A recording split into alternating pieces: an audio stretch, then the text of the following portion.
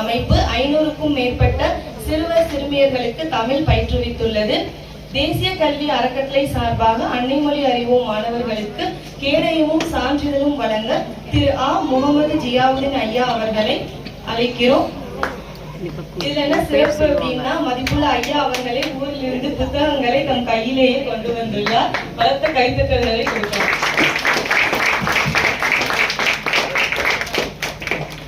மாறுவேடத்தில் பரிசுகள் வாங்கும் குழந்தைகள் செல்வன் நிக்கோ அலிஞ்சரால்,